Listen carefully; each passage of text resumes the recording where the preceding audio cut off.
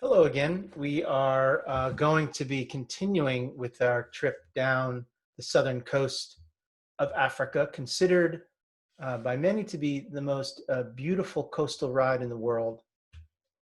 I'm sure many of you have been to California, Route 1, the Amalfi Coast, and others, really beautiful coastline, but there's something so raw and rugged about this coastline that we're going to be viewing mostly today. It's long with the wildlife as well, the baboons, the penguins.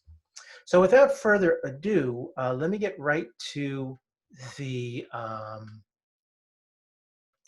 share screen and start where we left off. So let me just go back very quickly here. And this will take us to, or begin where we left off, which was just starting to leave the suburbs of Cape Town, of course, heading south via the route that will take us to the southernmost point in Africa. So I'm just going to go very quickly through the slides to get to our point. It'll take me about less than 2 seconds. I'll also put us on presenter view here. There we go.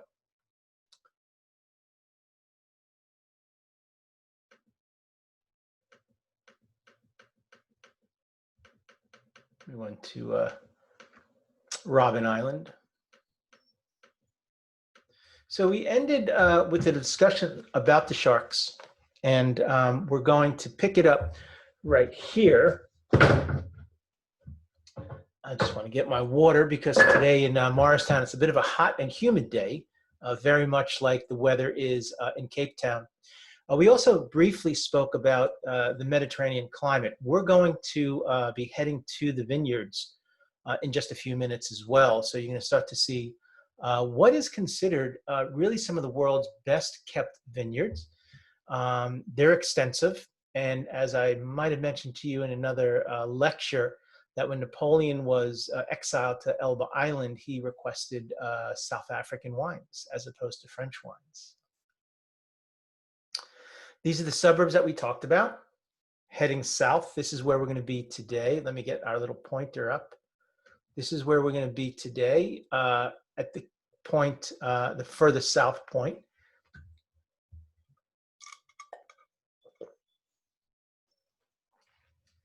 This is Sea Point, which is one of the middle class, upper class neighborhoods. These homes are very much like the California coastline, built onto limestone rock for the most part. Pretty expensive, but they all have their own private beaches. You can see it's less built up than, let's say, Malibu or Ventura or things of that nature in California. So this is the point where the Atlantic and the Pacific come, the Atlantic and the Indian come together. I'm thinking California, so I'm thinking the Pacific coast, where the Atlantic and the Indian Ocean come together. You can see that clear blue line, so distinct, so distinct. Now I took this photograph looking down. This I actually took with my cell phone camera. I have a really good cell phone camera here. So I'm able to take high quality photographs with this. I bought the camera with the phone with the best camera, and that provides me some really clear photographs. This you can see on the right, your left. So this is the Atlantic, and this is the Indian Ocean. We usually think of the Indian Ocean as sort of this turquoise water, but down by South Africa, the Atlantic is what's turquoise and warm, and the Indian is cold. So the shadow of my wife at that national park, Cape Point National Park. Very much like a moonscape. We'll get into more photos in just a couple minutes. But I also want to take you on the other side. So there's two coastal roads. This is a vacation area for a lot of people that come from outside of Cape Town. And this you can see, they have these little houses, these little cottages set up. These are bungalows here. that people can rent. There's swimming. So here's a swimming pool, but it's more like a blocked off area of the ocean. This is the Indian Ocean side, as opposed to about a mile and a half the other way, which is the Atlantic Ocean side. And these are the trains that would take a lot of campers, students, vacationers from Johannesburg and Durban to these vacation points, very much like the Jersey Shore, but less built up. One always has to be aware of baboons, ladies and gentlemen. Baboons are aggressive creatures because they have learned over the years that if they want to get food, they go into your backpack, and they have been pretty good at it. So here, of course, is a sign, a street sign, beware of baboons, baboons in the area. They recommend that you don't get out when you see a baboon. They will go after you, not because they're interested in you, but they're interested in your backpack.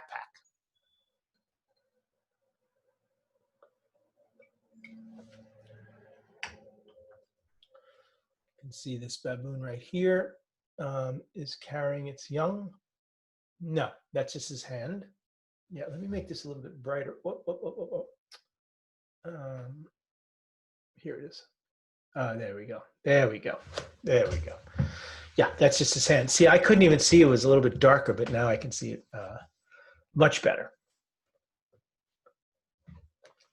So this is a problem, folks, because here you have the baboons actually right after this, right after I took this photograph, the baboon on the right here came around and grabbed his camera and ran away with it because he thought it was food.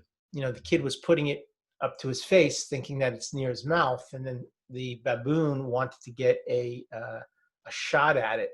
So he ran away with that thing. Again, they are aggressive. They have shown signs of aggressive behavior because of human contact or humans nearby. And again, it's all about the food. And then, of course, we have Table Mountain National Park. We have this sign to look under your vehicles for penguins. So the penguins get caught underneath vehicles. They love the warmth of the vehicle.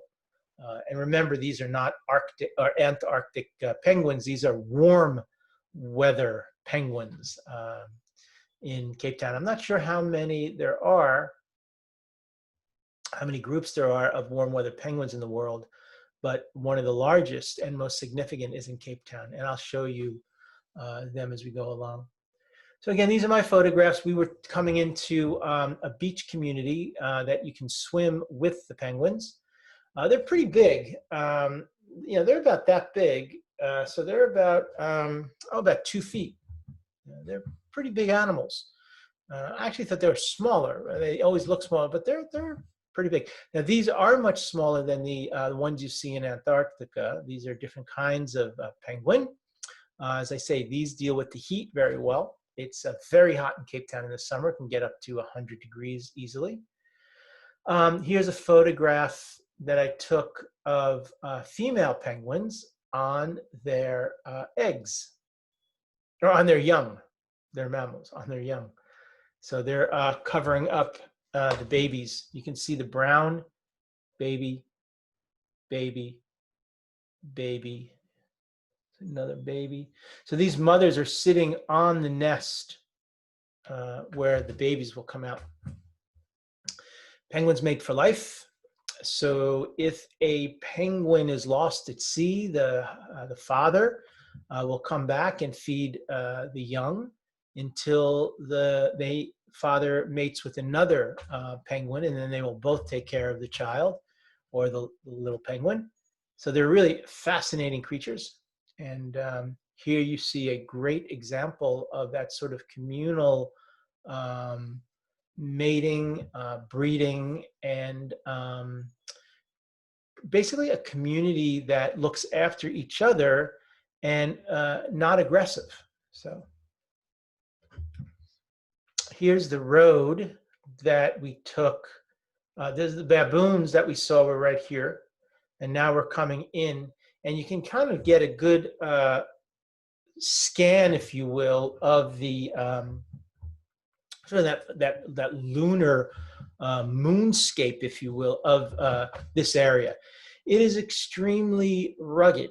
The winds, the weather, the rain really do damage or have done damage over the years to the area. And so a lot of the plants are dwarfed.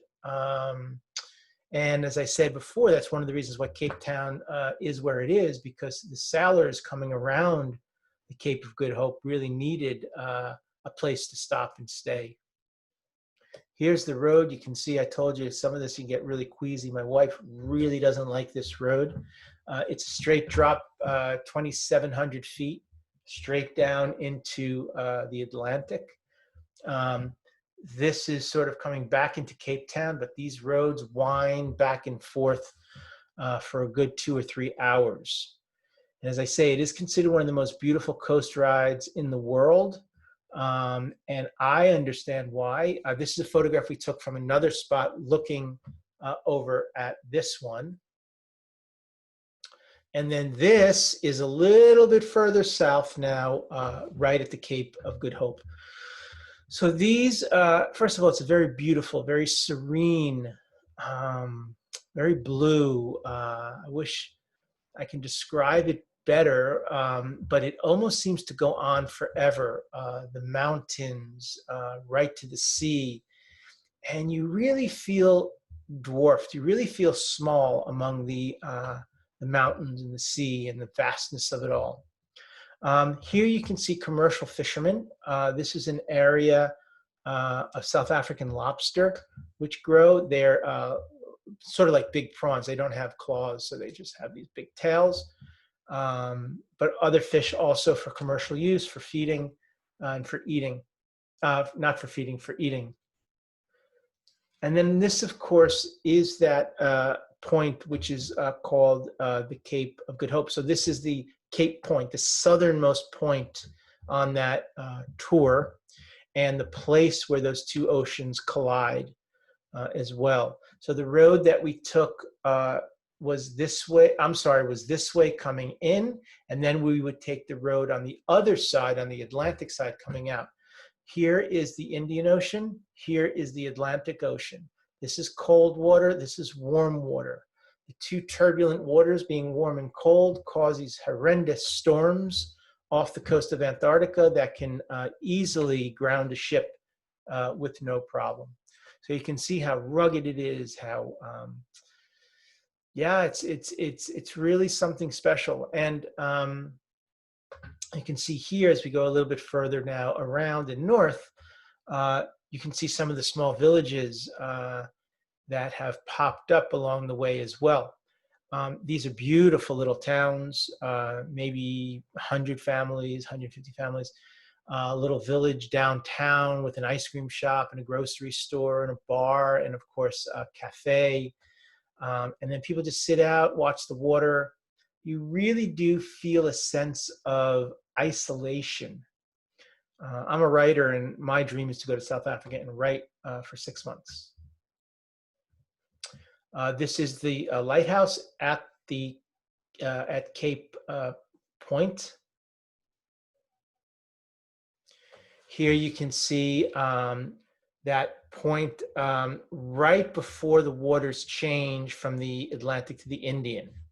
So this is a beautiful beach that you can hike down. There's no cars allowed here. You park your car, you have to walk. But this beach is just an incredible secluded beach in the middle of nowhere. Whoops, let me get that out of the way. And this is my photograph, also on my cell phone, of sunset coming back into Cape Town. So if you look in the distance, that's Table Mountain here, but you can see this road that just kind of winds its way back and forth. That's about a 3-hour drive from the south tip of Africa back into Cape Town. So it's quite a distance, and only because of the winding roads.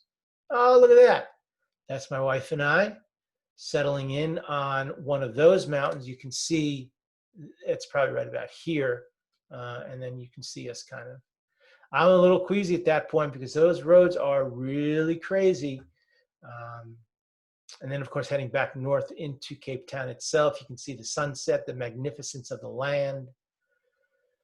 This is sort of one of those photographs where I'm able to expand the lens a little bit to give you a full um, panoramic view from Lion's Head all the way down through the suburbs of Cape Town. Cape Town's a city of about 2.5 million people and growing. And then I promised you that I would take you on the wine route, which I'm going to do now.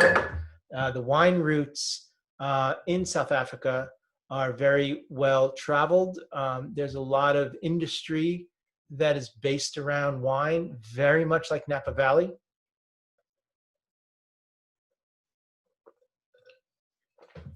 And the Bordeaux regions in France, Tuscany, all of those areas really lend itself to spending time, tasting, relaxing, spending an overnight at one of the inns.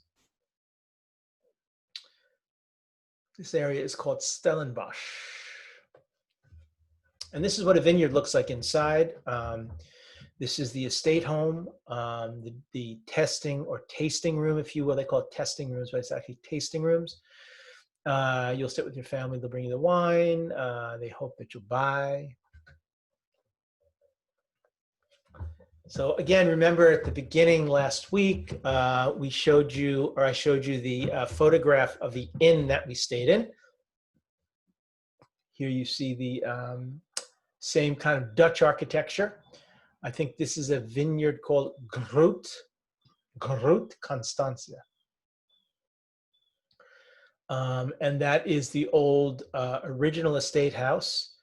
I believe that that house today is used for the testing and the wine tasting.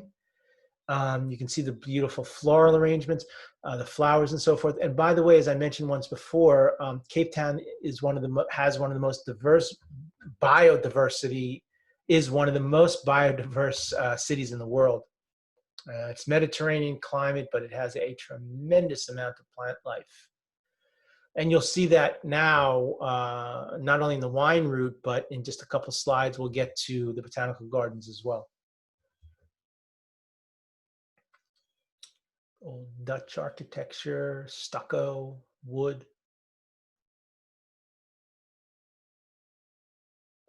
So that's me tasting with my brother-in-law. You see, you get the different reds and whites. We chose one red and two whites. So these are the two white wines, a Sauvignon Blanc and another one.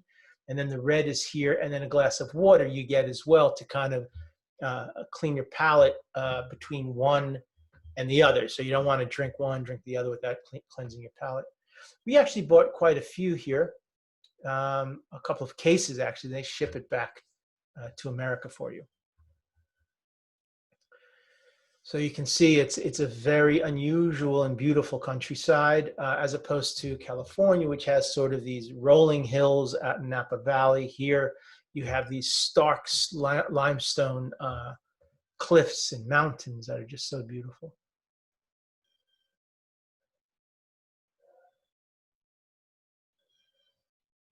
Another vineyard. This was an organic vineyard, so there's nothing used here that's not natural. There's a lot more vineyards that are going that route. You can see sunflowers there. So I took this photograph because in all of the times that I've been to vineyards, I've actually never seen grapes. Either it was off season, but now these are grapes, and actually these are white wine grapes. These are Sauvignon Blanc. So it's interesting because you would assume that a purple grape would produce a red wine, but that is not true.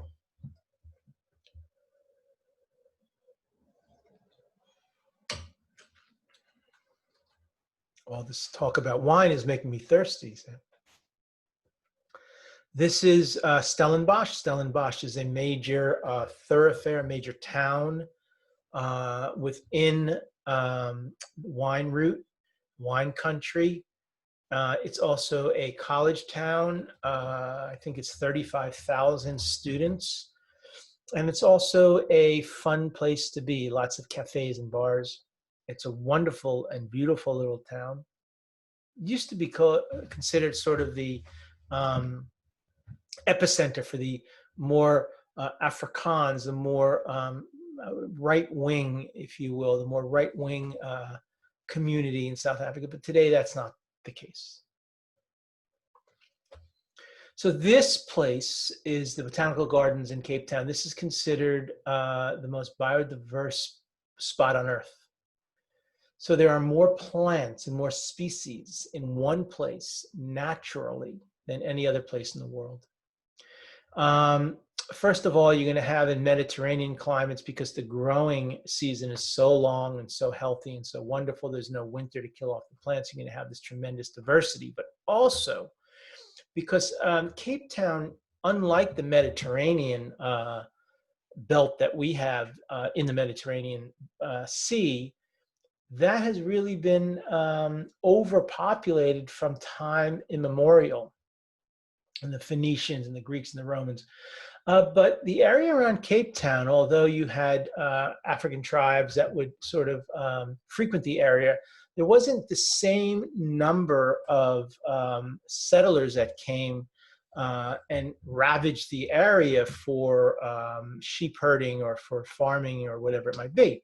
So really, so many of those plants have remained, and it is so amazing. This is one of the most beautiful botanical gardens I've ever seen in my life. It's all outdoors.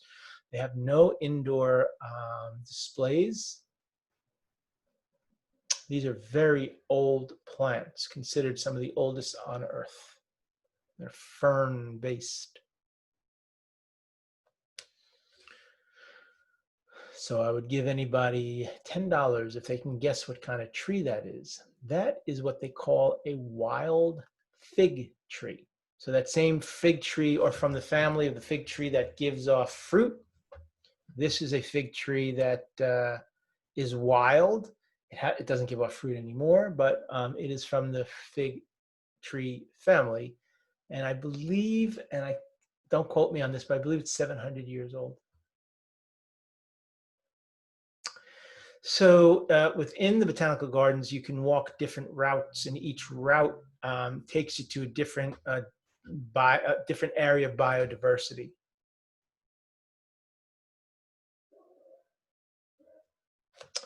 And this is, if you remember before, I had mentioned that we were going to go to sort of the northern route, back into Cape Town. So I wanted to show you this photograph because here you see a few things. First of all, you see a great view of Table Mountain in the very, very early dawn. So this cloud that will eventually engulf the mountain is like your tablecloth, and it will eventually come down over this entire area for about 2 hours in the morning, and then it burns off by about noon. So you're just seeing it as it's starting to lift now. Very rugged beach. It's really great for windsurfing and things of that nature. And this is one of the neighborhoods inside Cape Town. So we've seen a lot of Cape Town from the outside, from the air, from the road, from Robben Island, from the harbor. What do the neighborhoods look like? This is one of the typical neighborhoods. This is a neighborhood on the south part of Cape Town. And you can see the homes are very colorful. This is sort of a working class community right here. But you can see as you go outside, it changes very drastically. So from neighborhood to neighborhood, town to town. Here you have an area that is settled by the Cape Malay population from Malaysia. And they have their own culture. They were very much a part of the ethnicity of Cape Town in the late 19th century and up until today. So this is, you can see the homes from a distance, and here you can see them up close. This is a photograph. I took a series of photographs in this area, but you can see they color their homes very brightly. It's a wonderful city. There is a high crime rate, so you can see there's a lot of bars on the window and so forth. And this is inside an area called Woodstock, Cape Town. It's a very artsy community, very much like our Woodstock here in the Hudson Valley. It's a beautiful neighborhood with lots of inns and hotels and boutique hotels and a lot of art. And a lot of the young folk in Cape Town live in and around this area of Woodstock, mostly because of the nightlife. It's a friend of ours that lives in Cape Town. This is their home.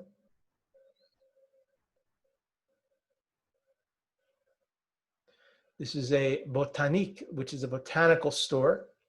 You can see this. This we have in New Jersey. It's actually from Cape Town, but it's now grown in New Jersey.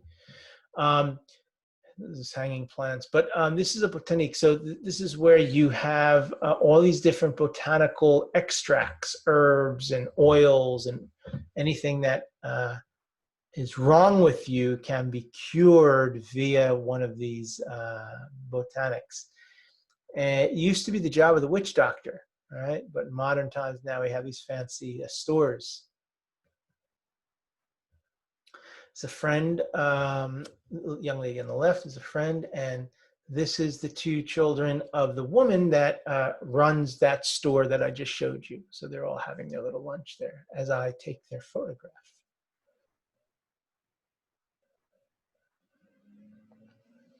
It's another neighborhood, kind of a cool neighborhood to live in Cape Town. Lots of things to do here at night. This is not far from the markets. There's a lot of markets, very kind of hip and cool markets like in Williamsburg, Brooklyn, that type of vibe. And that's all within this area here as well. This is one of those markets. This is an outdoor market, and she's making a typical Cape Town dish. South Africans eat a lot of curry brought in by the Indian population. This is African. What you're seeing here is more African, made with corn-based mealie, as they call it.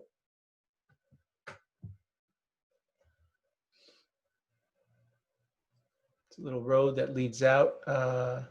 Again, another friend's house. I wanted to kind of show you how the locals live. And this brings us full circle. So this is sort of the last slide where we come back now from the neighborhoods that you saw along the eastern coast here. And you get that full view of Cape Town. These waters are shark infested, and that is why Robben Island was put out there, because like the island Alcatraz, you can't get to the mainland unless you swim the waters, and that'll probably end you in the belly of a shark. But you can see the beautiful Table Mountain. This is already, you all know, about 6 o'clock in the evening, because that shroud has been cleared now altogether. This is Lion's Head Mountain here. I took you along this side all the way down and then back in those little neighborhoods I just showed you over here. So we really did like a full loop all the way around.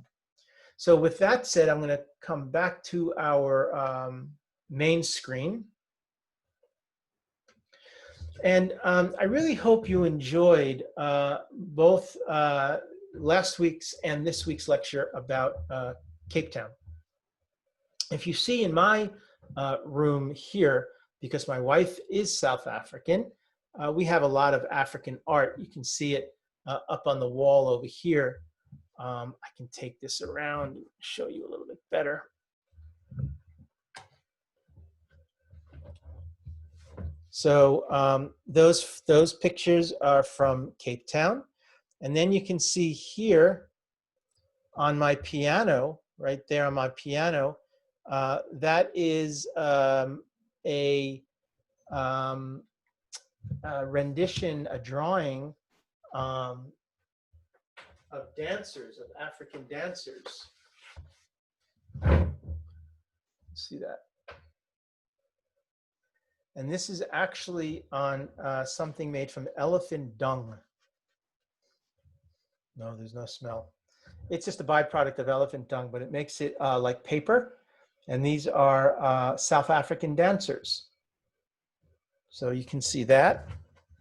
And then also in my house, or in my room, I should say, is you have these instruments that were also bought in Cape Town. These are made from beer cans. You can see here, that's the name of the beer there, Caneberg. And they fold them and they make them look like guitars, and then they sell them, and they're really wonderful. We have quite a few. And then the other thing is, wanted to show you this.